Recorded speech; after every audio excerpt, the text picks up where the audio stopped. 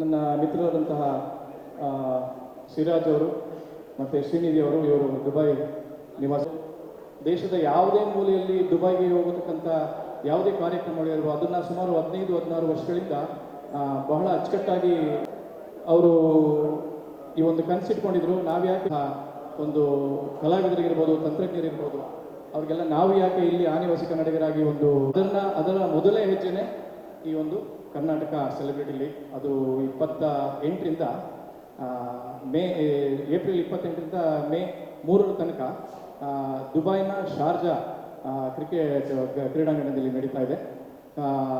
ಇದು ಚಿತ್ರರಂಗಕ್ಕೆ ಸಂಬಂಧಪಟ್ಟಂಥ ಎಲ್ಲ ವಿಭಾಗಗಳಲ್ಲಿ ಕಲಾವಿದರುಗಳು, ತಂತ್ರಜ್ಞರು, ನಿರ್ಮಾಪಕರುಗಳು, ನಿರ್ದೇಶಕರುಗಳು ಎಲ್ಲರೂ ಕೂಡ ಭಾಗವಹಿಸ್ತಾ ಇದ್ದಾರೆ. ಇದು ಅಪ್ಪಟವಾಗಿ ಚಿತ್ರರಂಗದಲ್ಲಿ ಇರತಕ್ಕಂತಹ ಸೆಲೆಬ್ರಿಟಿಗಳು, ಎಲ್ಲ ಡಿಪಾರ್ಟ್ಮೆಂಟ್ ಸೆಲೆಬ್ರಿಟಿಗಳಿಗೇ ಸೀಮಿತವಾದಂಥದ್ದು. ಇದರಲ್ಲಿ ಯಾವುದೇ ರೀತಿಯಲ್ಲೂ ಕೂಡ ಬೇರೆ ಸಂಬಂಧ ಇಲ್ಲದೇ ಇರೋರು ಯಾವುದೇ ರೀತಿಯಲ್ಲಿ ಭಾಗವಹಿಸ್ತಾ ಇಲ್ಲ. ಇದು ಪ್ಯೂರ್ಲಿ 100% ಕನ್ನಡ ಚಿತ್ರರಂಗದ ಸೆಲೆಬ್ರಿಟಿಗಳಿಗೆ ಮಾಡ್ತಿರುವಂಥದ್ದು. ಇದಕ್ಕೋಸ್ಕರವಾಗಿ ನಾನು ನಿಮ್ಮಲ್ಲಿ ಮನವಿ ಮಾಡ್ಕೊತೇನೆ, ನಿಮ್ಮ ಸಹಕಾರ ಇರಲಿ. ಈ ಒಂದು ನಾವೊಂದು ಬಹಳ ದೂರದ ಒಂದು ದೃಷ್ಟಿಯನ್ನು ಇಟ್ಕೊಂಡಿದ್ದೀವಿ. ಇದೆಲ್ಲದಕ್ಕೂ ನಿಮ್ಮ ಸಹಕಾರ ಬೇಕು ಅಂತ ಕೊಡ್ತಾ ಇದ್ದೀನಿ. ಧನ್ಯವಾದಗಳು. Thank you. ಇನ್ನಷ್ಟು ಇದ್ರ ಬಗ್ಗೆ ವಿವರವಾಗಿ ಒಂದು ಸ್ವಲ್ಪ ಕನಸುಗಳೇನೇನಿತ್ತು ಅಂದ್ಬಿಟ್ಟು ಹೇಗೆ ಇದನ್ನು ಕಾರ್ಯರೂಪಕ್ಕೆ ತಂದರು ಅಂತ ನಮ್ಮ ಸಿರಾಜ್ ಸಾಹೇಬರು ವಿವರಣೆ ಕೊಡ್ತಾರೆ. ತನಕ ಬಂದಿದ್ದೀರಾ. ಕರ್ನಾಟಕ ಸೆಲೆಬ್ರಿಟಿ ಲೀಗ್ ಅನ್ನೋ ಒಂದು ಕನಸನ್ನು ಪೂರ್ತಿ ಮಾಡಲಿಕ್ಕೆ ಫಸ್ಟ್ ಸ್ಟೆಪ್ ನಾವು ಮುಂದೆ ಹಾಕ್ತಾ ಇದ್ದೀವಿ. ಅದರಲ್ಲಿ ನಿಮ್ಮೆಲ್ಲರ ಸಹಕಾರ ತುಂಬ ಮುಖ್ಯವಾಗಿದೆ ಅಂತ ಹೇಳ್ತಾ, ಆಲ್ರೆಡಿ ಮಯೂರ್ ಸರ್ ಅವರು ಆಲ್ರೆಡಿ ಹೇಳಿದ್ದಾರೆ ಮಾಸ್ಟ್ರು ಯಾಕಾಗಿ ನಾವು ಕರ್ನಾಟಕ ಸೆಲೆಬ್ರಿಟಿ ಲೀಗ್ ಮಾಡ್ತಾ ಇದ್ದೀವಿ ಅಂತ. ಆನಿವಾಸಿ ಕನ್ನಡಿಗರು ಅನ್ನೋದು ಹೇಗೆ ಹುಟ್ಟು ಹೇಗೆ ಬೆಳೆದು ಬಂತು ಅಂತ ನಾನು ಹೇಳ್ತೀನಿ. ಜಾಸ್ತಿಯಾಗಿ ಕನ್ನಡಿಗರೆಲ್ಲ ಕಡೆ ಕೂಡ ನಾವು ಒಂದಾಗಿ ಸೇರಿದ್ದೇವೆ. ಅದು ಎಲ್ಲೇ ನೀವು ಲಂಡನ್ ಆಗಿರಲಿ, US ಆಗಿರಲಿ, UK ಆಗಿರಲಿ, ಅಥವಾ ನಮ್ಮ ಯಾವುದೇ ಗಲ್ಫ್ ರಾಷ್ಟ್ರ ಆಗಿರಲಿ, ನಾವು ದುಬೈಯಲ್ಲಿರುವಾಗ ನಾರ್ಮಲಿ ಆಗಿ ಪ್ರಾಬ್ಲಮ್ ಬರುವಾಗ ಮಾತ್ರ ನಾವೆಲ್ಲ ಒಂದಾಗ್ತೀವಿ ಅಂತ ನಿಮ್ಗೆ ಗೊತ್ತು. ಹಾಗೆಯೇ ಕೋವಿಡ್ ಅನ್ನೋದು ಬಂದಾಗ ಎಲ್ಲ ಜನರಿಗೂ ತುಂಬ ಪ್ರಾಬ್ಲಮಲ್ಲಿದ್ದರು. ಒಂದೇ ಒಂದು ಫ್ಲೈಟ್ ಅರೇಂಜ್ಮೆಂಟ್ ಇರಲಿಲ್ಲ. ಅರ್ಜೆಂಟಾಗಿ ಬರುವವರಿಗೆ, ಕರ್ನಾಟಕದವರಿಗೆ ಯಾವುದೇ ಒಂದು ಅರೇಂಜ್ಮೆಂಟ್ ಇರಲಿಲ್ಲ. ಆಗ ಅದಕ್ಕಿಂತ ಮುಂಚೆ ನಾವು ಒಂದು ಈವೆಂಟ್ ಮಾಡಬೇಕು ಅಂತ ಆನಿವಾಸಿ ಕನ್ನಡಿಗರು, ದುಬೈ ಆನಿವಾಸಿ ಕನ್ನಡಿಗರು ಅಂತ ಹುಟ್ಟಿ ಹಾಕಿದ್ವಿ. ಅದು ಯೂಸ್ ಬಿದ್ದದ್ದು ಕೋವಿಡ್ ಟೈಮಲ್ಲಿ. ನಮ್ಮ ಆಗಿನ CM ಅವರೊಟ್ಟಿಗೆ ಮಾತಾಡಿಕೊಂಡು ಫಸ್ಟ್ ಫ್ಲೈಟ್ ಅರೇಂಜ್ಮೆಂಟ್ ಮಾಡಿದ್ದು ದುಬೈ ಆನಿವಾಸಿ ಕನ್ನಡಿಗರು. ಯಾರಿಗೆಲ್ಲ ಎಮರ್ಜೆನ್ಸಿ ಇದೆ, ಅದು ಪ್ರೆಗ್ನೆನ್ಸಿ ಆಗಿರ್ಬೋದು ಅಥವಾ ಮೆಡಿಕಲ್ ಎಮರ್ಜೆನ್ಸಿ ಆಗಿರ್ಬೋದು, ಅವ್ರಿಗಾಗಿ ಸ್ಪೆಷಲ್ ಆಗಿ ಫ್ಲೈಟ್ಸ್ ಅರೇಂಜ್ಮೆಂಟ್ ಮಾಡಿ ಒಂದು ಫ್ಲೈಟ್ ಆದ ನಂತರ ಕಂಟಿನ್ಯೂಸ್ ಆಗಿ ನಾವು ವೀಕ್ಲಿ ಫ್ಲೈಟ್ಸ್ ಕೂಡ ಬಿಟ್ಟಿದ್ವಿ. ಅದು ಕರ್ನಾಟಕ ಲೆವೆಲ್ಗೆ ಜಾಸ್ತಿ ಆಗಿಲ್ಲ ಅಂದರೂ ಕೋಸ್ಟಲ್ ಕರ್ನಾಟಕ ಆಗಿರಲಿ, ಅಂದರೆ ಜಾಸ್ತಿ ಜನ ಅಲ್ಲಿಂದಿದ್ದು, ನಾವು ಕೂಡ ಕೋಸ್ಟಲ್ ಕರ್ನಾಟಕದವರು, ತುಂಬ ಜನ ಅವ್ರಿಗೆ ನಾವು ಫ್ಲೈಟ್ಸ್ ಅರೇಂಜ್ಮೆಂಟ್ ಮಾಡಿದ್ವಿ. ಅದಾದ ನಂತರ ನಮ್ಮ ಸೋಷಿಯಲ್ ವರ್ಕ್ ಆಗಿ ಕಂಟಿನ್ಯೂ ಆಯಿತು. ಅದೇ ರೀತಿ ನಾವು ಈವೆಂಟ್ಸ್ ಯಾವುದೇ ಕನ್ನಡ ಇಂಡಸ್ಟ್ರಿ ಆಗಿರಲಿ ಯಾವುದಾದ್ರೂ ಬಂದರೆ ಅಲ್ಲಿ ನಮ್ಮಿಂದ ಆಗುವ ಸಹಾಯವನ್ನು ನಾವು ಮಾಡ್ತಾಯಿದ್ವಿ. ಇದು ಹಿಂಗೇನೆ ಕಂಟಿನ್ಯೂ ಆಗುವಾಗ ನಾವು ಕೂತು ಮಾತಾಡ್ತಾ ಇರುವಾಗ ಹೇಳಿದ್ದು, ನಾವು ಯಾಕೆ ಒಂದು ಎಲ್ಲ ಸೆಲೆಬ್ರಿಟಿಗಳನ್ನು ನಾವು ದುಬೈ ಕರೆಸ್ಬಾರ್ದು ಅಂತ. ಸೆಲೆಬ್ರಿಟೀಸನ್ನು ಕರೆಸ್ಬೇಕಂದ್ರೆ ತುಂಬ ಕಷ್ಟ. ಈಗ ನೋಡಿದರೆ ತುಂಬ ಈಸಿಯಾಗಿ ಹೋಗಿದೆ. ಯಾಕಂತ ಹೇಳಿದರೆ ಕ್ರಿಕೆಟ್ ಅನ್ನೋದು ಅಥವಾ ಸ್ಪೋರ್ಟ್ಸ್ ಅನ್ನೋದೊಂದು ಪ್ಲ್ಯಾಟ್ಫಾರ್ಮ್ ಆಗೋಗಿದೆ. ಎಲ್ಲ ಸೆಲೆಬ್ರಿಟೀಸ್ಗಳು ಬೇರೆ ಬೇರೆ ಫಿಲ್ಮು, ಬೇರೆ ಬೇರೆ ಮನೆತನ, ಬೇರೆ ಬೇರೆ ಏನೆಲ್ಲ ಹೇಳ್ತಾರೆ. ಆದರೂ ಕ್ರಿಕೆಟ್ ಅನ್ನೋದು ಅಥವಾ ಸೆಲೆಬ್ರಿಟೀಸ್ ಅನ್ನೋ ಹೇಳುವಾಗ ಎಲ್ಲರೂ ಒಂದಾಗಿ ಬಂದರು. ನಾವು ತುಂಬ ಟೂರ್ನಮೆಂಟ್ಸ್ ನೋಡಿದ್ವಿ. ಇಂಥದ್ದು ಪ್ಲ್ಯಾಟ್ಫಾರ್ಮ್ ಸಿಗಬೇಕು ಅಂತ ತುಂಬ ಜನದ ಕ್ವಶನ್ ಇತ್ತು, ಏನಪ್ಪ ಎಷ್ಟು ಕ್ರಿಕೆಟು, ಎಷ್ಟು ಟೂರ್ನಮೆಂಟ್ಸು ಅಂತ. ಇದೇ ಒಂದು ಪ್ಲ್ಯಾಟ್ಫಾರ್ಮು. ನಿಮ್ಮ ಫಿಟ್ನೆಸ್ಸು ಹಾಗೆ ಕಂಟಿನ್ಯೂ ಆಗ್ತಾ ಹೋಗ್ತಾರೆ. ಎಲ್ಲ ಸೆಲೆಬ್ರಿಟೀಸ್ ಫಿಟ್ಟು ಕೂಡ ಆಗ್ತಾ ಇದ್ದಾರೆ. ಅದೇ ರೀತಿ ಬಿಟ್ಟು ಇನ್ನಷ್ಟು ಫಿಟ್ ಆಗ್ತಾ ಇದ್ದಾರೆ. ಅದೇ ರೀತಿ ಒಂದಾಗ್ತಾ ಇದ್ದಾರೆ.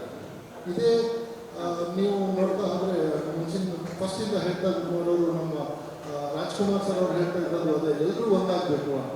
ಅದನ್ನು ಅದೇ ಕಂಟಿನ್ಯೂ ಆಗಿ ಯಾರೇ ಸೆಲೆಬ್ರಿಟಿ ಹೇಳಿದ್ರು ಅವ್ರು ಹೇಳೋದು ಒಂದೇ, ಎಲ್ಲರೂ ಒಂದಾಗಿರ್ಬೇಕು ಅಂತ.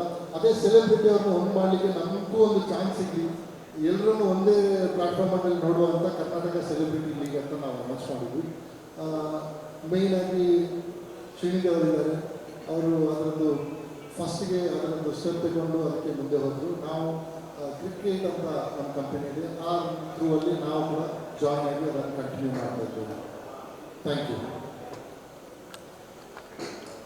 ನನಗೆ ಮದುವೆ ಮಾಸ್ಟರ್ ಹೇಳಿದ್ದಕ್ಕೆ ಅಲ್ಲಿ ಏನೇ ಕಷ್ಟಗಳಿದ್ರೂ ನಾವು ನಮ್ಮ ಕನ್ನಡಿಗರಿಗೆ ಸ್ಪಂದಿಸ್ತೀವಿ, ನಮಗೆ ನಾವು ಸಹಾಯ ಮಾಡ್ತೀವಿ. ಸೊ ಸುಮಾರು ಎಷ್ಟೊಂದು ಇವೆಂಟ್ಗಳು ನಮ್ಮ ಕನ್ನಡ ರಿಲೇಟೆಡ್ ನಾವು ಆಲ್ರೆಡಿ ಮಾಡಿದ್ದೀವಿ, ಎಕ್ಸಿಕ್ಯೂಟಿವ್ ಮಾಡಿದ್ದೀವಿ. ಸೊ ಕ್ರಿಕೆಟ್ ಅಂತ ಬಂದಾಗ ನಮ್ಮ ಕನ್ನಡ ಚಿತ್ರರಂಗದಲ್ಲಿ ಅದಕ್ಕೆ ಅಪಾರವಾದ ಒಂದು ಪ್ರೇಮ ಇದೆ, ಅದರ ಮೇಲೆ ಒಂದು ನಂಬಿಕೆ ಇದೆ. ಸೊ ನಾವು ಯಾಕೆ ಒಂದ್ಸಲಿ ಮಾಡಬಾರ್ದು ಅಂತ ಯೋಚನೆ ಮಾಡಿ ಡಿಸ್ಕಸ್ ಮಾಡಿ ಎಲ್ಲರ ಜೊತೆ ಇದು ಮಾಡೋಣ ಅಂತ ಕೈ ಜೋಡಿಸಿದಾಗ ಚಿತ್ರತಂಡದಿಂದ ತುಂಬ ಜನ ಸಪೋರ್ಟ್ ಮಾಡಿದ್ರು. ಸೊ ಹಾಗಾಗಿ ನಾವು ಇದನ್ನು ಕೈಗೆತ್ತಿಕೊಂಡಿದ್ದೀವಿ. ಸೊ ನಮ್ಮ ಈ ಒಂದು ಈವೆಂಟ್ಗೆ ನಿಮ್ಮೆಲ್ಲರ ಸಹಾಯ ಸಪೋರ್ಟ್ ಇದೆ ಅಂತ ಹೇಳ್ಕೊತೀನಿ. Thank you. ಒಂದು ಮಾತು ಮಾಡಿದ್ದೀವಿ ಟೀಮನ್ನು. ದುಬೈಯಲ್ಲಿ ಎಲ್ಲ ಈವೆಂಟ್ಸ್ ಆಗಿರಲಿ ಅದಾಗಿರಲಿ ಎಲ್ಲ ಅವ್ರು ನೋಡ್ಕೊಳ್ತಾ ಇದ್ರು. ಈ ಬೆಂಗಳೂರಲ್ಲಿ ಏನೇ ಕೆಲಸ ಇದ್ದರೂ ರಘು ಭಟ್ ಅವ್ರು ನೋಡ್ಕೊಳ್ತಾ ಇದ್ದಾರೆ. ಇಲ್ಲಿಲ್ಲ ಅವ್ರ ಪ್ರೆಸೆನ್ಸ್ ನಾವು ಹೆಸರು ಹೇಳಲೇಬೇಕಾಗುತ್ತೆ. ಮತ್ತು ಮಾಧ್ಯಮಿಕ ಅಂತ ಹೇಳೋದಕ್ಕಿಂತ ಮುಂಚೆ ನಾವು ಆಲ್ರೆಡಿ ಎಷ್ಟೋ ಸೆಲೆಬ್ರಿಟೀಸ್ಗಳು ಎಷ್ಟೋ ಓನರ್ಸ್ಗಳು ಬಂದಿದ್ದಾರೆ. ನಾವು ಪ್ರೋಗ್ರಾಮ್ ಸ್ಟಾರ್ಟ್ ಮಾಡೋದಕ್ಕಿಂತ ಮುಂಚೆ ಪ್ರೆಸ್ ರಿಲೀಸ್ ಮಾಡಿದ್ದೇವೆ. ನಿಮ್ಮೆಲ್ಲರೂ ಕೂಡ ಕ್ಷಮೆಯನ್ನು ಕೇಳ್ತಾ ಇದ್ದೀವಿ. ಈ ಪ್ರೆಸ್ ರಿಲೀಸ್ ಆದ ನಂತರ ನಾವು ಅಫಿಷಿಯಲ್ ಆಗಿ ಇದನ್ನು ಕಂಟಿನ್ಯೂ ಮಾಡ್ತಾ ಇದ್ದೀವಿ. ಟೀಮ್ಸ್ ಇದೆ, ಕ್ರಿಕೆಟ್ ಬಗ್ಗೆ ಹೇಳ್ತಾ ಇದ್ದೀನಿ. ಟೋಟಲ್ 10 ಟೀಮ್ಸ್ ಇದೆ. ನಮ್ಮದು ಟೂರ್ನಮೆಂಟ್ 12 ಓವರ್ಸ್ ಆಗುತ್ತೆ. 10 ಓವರ್ಸ್ ಅದಲ್ಲ, 12 ಓವರ್ಸ್ ಅದು. ಶಾರ್ಜಾ ಇಂಟರ್ನ್ಯಾಷನಲ್ ಕ್ರಿಕೆಟ್ ಸ್ಟೇಡಿಯಮಲ್ಲಿ ನಡೆಯೋದು. ನಮ್ಮದು ಮ್ಯಾಚು ಮಾರ್ನಿಂಗ್ ಒಂದು ಇರುತ್ತೆ, ಮತ್ತು ಆಫ್ಟರ್ನೂನ್ ನಂತರ ನೈಟ್ ತನಕ ಇರುತ್ತೆ. ಯಾಕಂದರೆ ಬೆಳಿಗ್ಗೆ ಬೇಗ ಯಾರಾದರೂ ಇಲ್ಲಿ ನೋಡ್ತಾರೆ ಮ್ಯಾಚು, ನಾವು ಮ್ಯಾಚ್ ನೋಡಬೇಕು ಜಾಸ್ತಿ ಜನ ಅಂತ ನೋಡ್ತಾ ಇದ್ದೇವೆ. ಮತ್ತು ಸ್ವಲ್ಪ ಬಿಸಿಲು ಜಾಸ್ತಿ ಇರ್ಬೋದು ಅಂತ, ಜಾಸ್ತಿ ಏನಿರಲ್ಲ, ಬಟ್ ಬಿಸಿಲು ಇರ್ತದಂತ ನಾವು ಈವ್ನಿಂಗ್ ನಂತರ ಮ್ಯಾಚಸ್ ಕಂಟಿನ್ಯೂ ಮಾಡ್ತಾ ಇದ್ದೀವಿ. ನೈಟ್ ಸ್ವಲ್ಪ ಲೇಟ್ ತನಕ ಮ್ಯಾಚ್ ಇರುತ್ತೆ.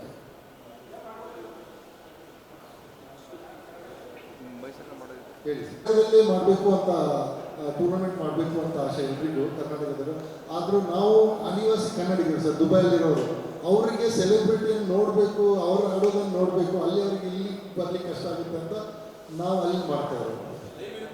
ಲೈವ್ ಇರುತ್ತೆ ಸರ್, ಬಿಫೋರ್ ಲೈವ್ ಇರುತ್ತೆ. ಮತ್ತು 4-5 ಚಾನಲ್ ಒಟ್ಟಿಗೆ ಟೈಪ್ ಮಾಡ್ಕೊಳ್ತಾ ಇದ್ದೀವಿ. ತುಂಬ ಪ್ಲೇಸಲ್ಲಿ ಲೈವ್ ಬರುತ್ತೆ.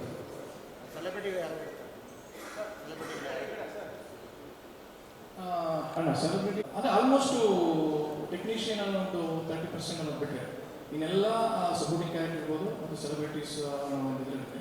ಸೆಲೆಬ್ರಿಟೀಸ್, ಸಪೋರ್ಟಿಂಗ್ ಕ್ಯಾರೆಕ್ಟರ್ಸು ಮತ್ತು ಮೇನ್ ಕ್ಯಾರೆಕ್ಟರ್ಸು ಆ್ಯಂಡ್ ಆಲ್ಸೋ ಆರ್ಟಿಸ್ಟ್ಗಳು ಕೂಡ ಭಾಗವಹಿಸ್ತಾರೆ. ಮುಖ್ಯವಾಗಿ ಕ್ಯಾಪ್ಟನ್ಶಿಪ್ನಲ್ಲಿ ನಮಗೆ ಇವರು ಲೂಸ್ ಮದ ಯೋಗಿ ಅವರಿದ್ದಾರೆ, ಆಮೇಲಿಂದ ಡಾರ್ಲಿಂಗ್ ಕೃಷ್ಣ ಅವರಿದ್ದಾರೆ, ತರುಣ್ ಸುಧೀರ್ ಸಾಹೇಬರು ಬಂದಿದ್ದಾರೆ. ಇವತ್ತು ಭಾಳ ಸಂತೋಷ ಆಯಿತು. ಅಲ್ಲದಕ್ಕಿಂತ ಹೆಚ್ಚಾಗಿ ನಮ್ಮ ಜೊತೆ ಕೈ ಜೋಡಿಸಿರುವಂಥ ಎಲ್ಲ ಚಿತ್ರರಂಗದ ಎಲ್ಲ ಬೆಳವಣಿಗೆಯಲ್ಲಿ ಎಲ್ಲರ ಬೆಳವಣಿಗೆ ಕಾರಣ ಆಗಿರುವಂಥ ನಮ್ಮ ವೆಂಕಟೇಶ್ ಸರ್ ಇದ್ದಾರೆ. ಅವ್ರಿಗೆ ನಾವು ಧನ್ಯವಾದ ತಿಳಿಸಲೇಬೇಕು. ಎಲ್ಲ ವಿಚಾರಗಳು ನನಗೆ ಅಂತಲ್ಲ, ನನ್ನಂಥ ಎಷ್ಟೋ ಕಲಾವಿದರುಗಳಿಗೆ, ತಂತ್ರಜ್ಞರಿಗೆ ಬೆಳೆಸಿದಂಥ ವ್ಯಕ್ತಿತ್ವ ಇವರು ಮತ್ತು ಇವರ ಗುರುಗಳಾದಂಥ ಸುಧೀಂದ್ರ ಸರ್ ನೆನೆಸ್ಕೊಳ್ಬೇಕು ಈ ಟೈಮಲ್ಲಿ. ಸೊ ಸುಮಾರು ಜನ ಭಾಗವಹಿಸ್ತಾ ಇದ್ದಾರೆ. ಆ್ಯಂಡ್ ಇನ್ನೊಂದು ಪ್ರಶ್ನೆ ಕೇಳಿದ್ರೆ, ಅದು ಇಲ್ಲೇ ಯಾಕೆ ಮಾಡಬಾರ್ದಾಗಿತ್ತು ಅಂತ. ಯಾಕೆಂದರೆ ಅಲ್ಲೂ ಬಹಳ ಅವ್ರು ಹೇಳ್ತಿಗೆ ಕನ್ನಡದವರು ಜಾಸ್ತಿ ಜನ ಇರ್ತಾರೆ. ಆ್ಯಂಡ್ ಆಲ್ಸೋ ಅದನ್ನು ಮಾಡೋ ರೀತಿಯಲ್ಲಿ ಮಾಡಿದ್ರೆ ಖಂಡಿತವಾಗಲೂ ಅವ್ರಿಗೆ ತಲುಪಿಸ್ಬೋದು ಅನ್ನೋದು ಒಂದು ಉದ್ದೇಶ ನಮಗಿದೆ. ಒಂದು ಒಳ್ಳೆಯ ಉದ್ದೇಶ ಇಟ್ಕೊಂಡಿದ್ದೀವಿ. ಅವ್ರಿಗೂ ಕರೆಸಿ ಸ್ಟೇಡಿಯಂನಲ್ಲಿ ನಮ್ಮ ಈ ಕನ್ನಡ ಚಿತ್ರರಂಗದಲ್ಲಿ ಸಂಬಂಧಪಟ್ಟಂಥ ಹೆಮ್ಮೆಯ ಕಲಾವಿದರುಗಳನ್ನ ಪರಿಚಯ ಮಾಡಿಕೊಡೋ ಅಂತ ಒಂದು ಉದ್ದೇಶ ಇಟ್ಕೊಂಡು ಮಾಡ್ತಿದ್ದೀವಿ ಸರ್. 12 ಓವರ್ ಮ್ಯಾಚು 5 ಟೀಮದ್ದು ಲೀಗ್ ಮಾಡಿಸ್ತಾ ಇದ್ದೀವಿ. ಅದರಲ್ಲಿ ಒಂದು ಟೀಮ್ಗೆ 4 ಮ್ಯಾಚ್ ಸಿಗುತ್ತೆ. 4 ಮ್ಯಾಚಲ್ಲಿ ಯಾರು ಟಾಪ್ 2 ಬರುತ್ತೆ ಅವರಿಗೆ ಮತ್ತೆ ನಾಕ್ಔಟ್ ಮ್ಯಾಚಸ್ ಮಾಡಿಸ್ತೀವಿ.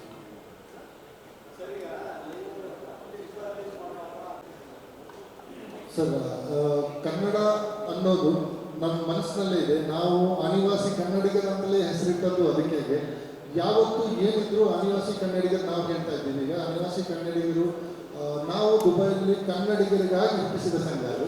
ಹಂಗಿರುವಾಗ ಇಲ್ಲೇನಾದರೂ ಪ್ರಾಬ್ಲಮ್ ಅಥವಾ ಯಾವುದಾದ್ರೂ ವಿಷಯ ಬಂದಾಗ 100% ಆಗಿ ಅನಿವಾಸಿ ಕನ್ನಡಿಗರು ನಿಮ್ಮ ಜೊತೆನೇ ಇರ್ತಾರೆ ಸರ್. ನೀವು ಯಾವತ್ತೂ ನಮ್ಮನ್ನು ಕಾಂಟ್ಯಾಕ್ಟ್ ಮಾಡ್ಬೋದು.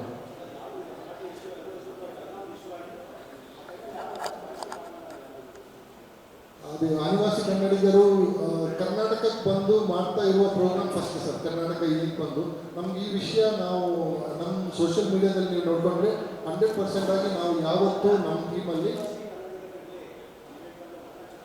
ಕನ್ನಡ ಚಿತ್ರರಂಗದವರು.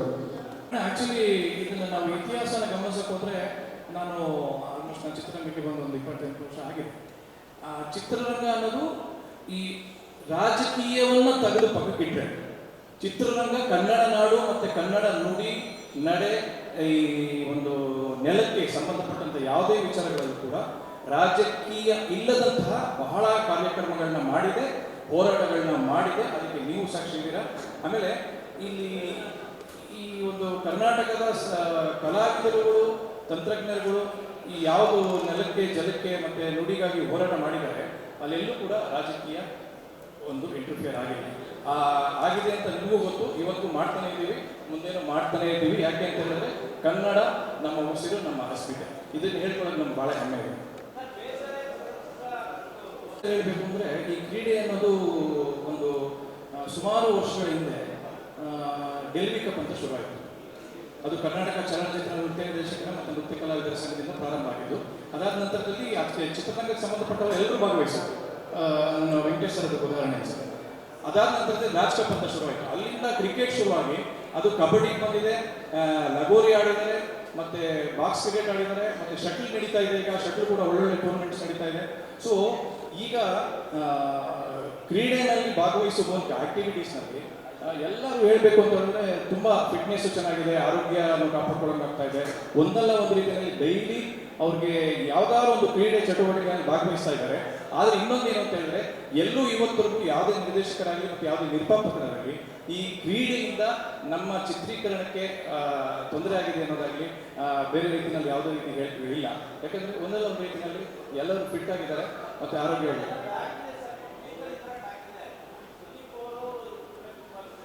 ಸರ್ ಒಂದು ಹೇಳಬೇಕು ಅಂದರೆ ಈ ಕ್ರೀಡೆ ಅನ್ನೋದನ್ನು ಬಿಟ್ಟು ಸುದೀಪ್ ಸರ್ ಬಗ್ಗೆ ನೀವು ಮಾತಾಡಿದ್ರೆ ಸುದೀಪ್ ಸರ್ ಬಗ್ಗೆ ಹೇಳಲೇಬೇಕು.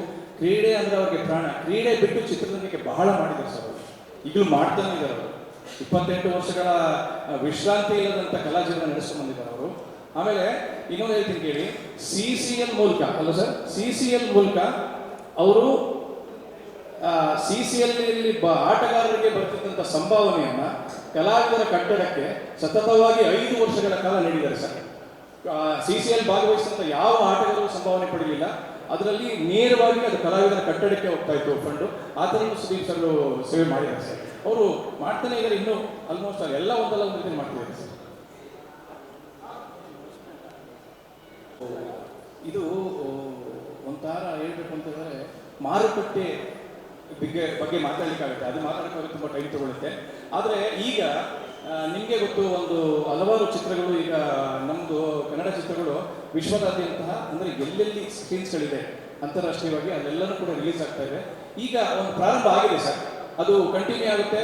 ನಮ್ಮ ಚಿತ್ರರಂಗನೂ ಕೂಡ ಬೇರೆ ಬೇರೆ ರೀತಿಯಲ್ಲಿ ಎಲ್ಲ ಕಲಾವಿದರು ಕೂಡ ಅದರ ಬಗ್ಗೆ ಗಮನ ಹರಿಸಿ ಒಂದು ಅಂತಾರಾಷ್ಟ್ರೀಯ ಮಟ್ಟದಲ್ಲಿ ತಗೊಂಡೋಗ್ತಾರೆ ಅನ್ನೋ ನಂಬಿಕೆ ನಮಗೆ. ಇದು ಮೈಸೂರು ಅನ್ನೋದು ನಮಗೆ ನೀವು ಪ್ರಶ್ನೆ ಕೇಳಿದ್ರಿ, ಅದು ಒಳ್ಳೆ ಪ್ರಶ್ನೆ. ಇದು ನಾನು ಹುಟ್ಟಿದ್ದು ಮೈಸೂರು. ಅದೇನೋ ಗೊತ್ತಿಲ್ಲ, ಸೈಟ್ ಅನ್ನೋದಿರುತ್ತೆ. ಫಸ್ಟ್ ಆಫ್ ಆಲ್ ಇದು KCL ಅನ್ನೋದು ಒಂದು ಮೊದಲನೇ ಹೆಜ್ಜೆ. 100% ಇದನ್ನ ಚಿತ್ರರಂಗದವ್ರಿಗೆ ಮಾಡ್ತಿರುವಂಥ ಒಂದು ಟೂರ್ನಮೆಂಟು. ಇದನ್ನು ಯಾಕೆ ಇಲ್ಲಿ ಮಾಡಿದ್ವಿ ಅಂತ ಹೇಳಿದ್ರೆ, ಒಂದು ನಮ್ಮ ಹೆಜ್ಜೆ, ಮೊದಲನೇ ಹೆಜ್ಜೆ ಒಂದು ಹೆರಿಟೇಜ್ ಆಗಿರಲಿ. ತಾಯಿ ಚಾಮುಂಡೇಶ್ವರಿ ಇದ್ದಾರೆ, ಅವರ ತಪ್ಪಲಲ್ಲಿ ಈ ಒಂದು ಲಲಿತ್ ಮಹಲ್ ಪ್ಯಾಲೇಸ್ ಇರ್ಬೋದು, ಮೈಸೂರಿಗೆ ಇರ್ಬೋದು, ಅದರದ್ದೇ ಆದಂಥ ಒಂದು ಮಹತ್ವ ಇದೆ. ಅದನ್ನ ಹೇಳೋ ಅವಶ್ಯಕತೆ ಇಲ್ಲ. ಬಟ್ ವಿಶ್ವವಿಖ್ಯಾತ ಮೈಸೂರು ಅದು ನಮ್ಮ ಒಂದು ಹೆಜ್ಜೆ, ಒಂದು ಹೆರಿಟೇಜ್ ಆಗಿರಲಿ, ಒಂದು ರಾಯಲ್ಟಿ ಒಂದು ಇದರಲ್ಲಿರಲಿ, ನಮಗೆ ಒಳ್ಳೇದಾಗುತ್ತೆ. ಅದಕ್ಕೊಂದು ಬೆಂಗಳೂರು ಅನ್ನೋದಕ್ಕಿಂತ ಹೆಚ್ಚಾಗಿ ಮೈಸೂರು ನಮಗೆ ಉಸಿರು, ಮೈಸೂರು ಅಸ್ಮಿತೆ ನಮ್ಗೆ ಒಳ್ಳೇದಾಗುತ್ತೆ. ಇಲ್ಲಿಂದಲೇ ಪ್ರಾರಂಭ ಮಾಡೋಣ ಅಂತ ಒಂದು ಉದ್ದೇಶ ಇಟ್ಕೊಂಡು ಮಾಡ್ತೀವಿ ಸರ್.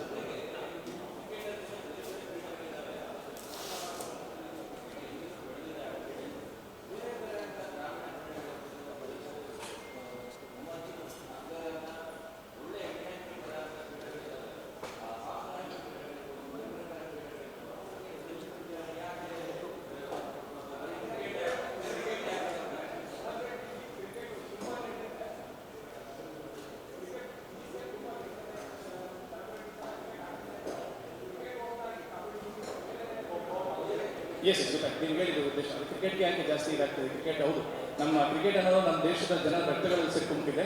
ಆದರೆ ಈ ಒಂದು ನಮ್ಮ ಒಂದು ಉದ್ದೇಶಕ್ಕೆ ಒಂದು ಯಶಸ್ಸು ಅಂದರೆ ನಮ್ಮ ಒಂದು ಗಟ್ಟಿಯಾದ ನಮಗೆ ಹೆಜ್ಜೆ ಬೇಕು ಅಂತ ಇದರಲ್ಲಿ ಪ್ರಾರಂಭ ಮಾಡಿದ್ದೀವಿ. ನಮ್ಮ ಉದ್ದೇಶಗಳ ಮುಂದೆ ಯಾವ ರೀತಿ ಇದೆ ಅಂತ ನಮ್ಮ ಶಿರಸ್ಸಾಗಬೇಕು. ತುಂಬ ಒಳ್ಳೆ ಕ್ವಶನ್. ನಾವೀಗ ಕ್ರಿಕೆಟಿಂದ ಯಾಕೆ ಸ್ಟಾರ್ಟ್ ಮಾಡಿದ್ದೀವಿ ಅಂತ ಹೇಳ್ಬೇಕಾಗುತ್ತೆ. ಮನಸ್ಸಿನಲ್ಲಿರುವಂಥದ್ದು. ಸೊ ಸ್ಟಾರ್ಟ್ ಮಾಡುವಾಗಲೇ ನಾವು ರಿಸ್ಕ್ ತಗೊಂಡು ಖೋಖೋ ಆಡೋಣ ಬನ್ನಿ ಅಂತ ಹೇಳಿದ್ರೆ ಸೆಲೆಬ್ರಿಟಿ ಬರಲಿಲ್ಲ ಅಂದರೆ ನಾವು ಡೈರೆಕ್ಟಾಗಿ ಹೇಳ್ತೀವಿ. ಸೊ ಫಸ್ಟ್ ಕ್ರಿಕೆಟ್, ಇನ್ನು ನೆಕ್ಸ್ಟ್ ಎಲ್ಲ ಪ್ರೋಗ್ರಾಮ್ಸು ಮಾಡಬೇಕು, ಎಲ್ಲ ಸ್ಪೋರ್ಟ್ಸು ಎಂಕರೇಜ್ ಮಾಡಬೇಕು. ಸ್ಪೋರ್ಟ್ಸ್ ಮಾತ್ರ ಅಲ್ಲ, ಸ್ಪೋರ್ಟ್ಸಿಂದಾಗಿ ಫ್ರೆಂಡ್ಶಿಪ್ ಜಾಸ್ತಿ ಆಗಬೇಕು. ನಮ್ಮ ಸಿನಿಮಾ ಎಲ್ಲ ಮೂಲೆಗಳಿಗೂ ಎತ್ತಬೇಕು. ಸಾರಿ, ನಾನು ಕನ್ನಡ ಮಂಗಳೂರು ಕನ್ನಡ. ಓಕೆ. ಸೊ ಎಲ್ಲ ಕಡೆ ಮುಟ್ಟಬೇಕು ಅನ್ನೋದು ನಮ್ಮ ಒಂದು ಉದ್ದೇಶ. ನಮ್ದೀಗ ಹೇಗೆ ಆದಿವಾಸಿ ಕನ್ನಡಿಗರು ಅನ್ನೋದು 10,000 ಜನ ಇದ್ದಾರೆ ದುಬೈಯಲ್ಲಿ. ಆ 10,000 ಜನರು ಟೂರ್ನಮೆಂಟ್ ನೋಡ್ಲಿಕ್ಕೆ ಬರಬೇಕು ಫಸ್ಟು. ಅಲ್ಲಿಂದ ಮೂವಿ ನೋಡ್ಲಿಕ್ಕೆ ಹೋಗಬೇಕು. ದುಬೈಯಲ್ಲಿ ಯಾವುದೇ ಮೂವಿ ರಿಲೀಸ್ ಆದರೂ ಹೌಸ್ಫುಲ್ಲು 50 ಡೇಸ್ ನಡೀಬೇಕು ಮಿನಿಮಮ್ ಅನ್ನೋದು ನಮ್ಮ ಉದ್ದೇಶ.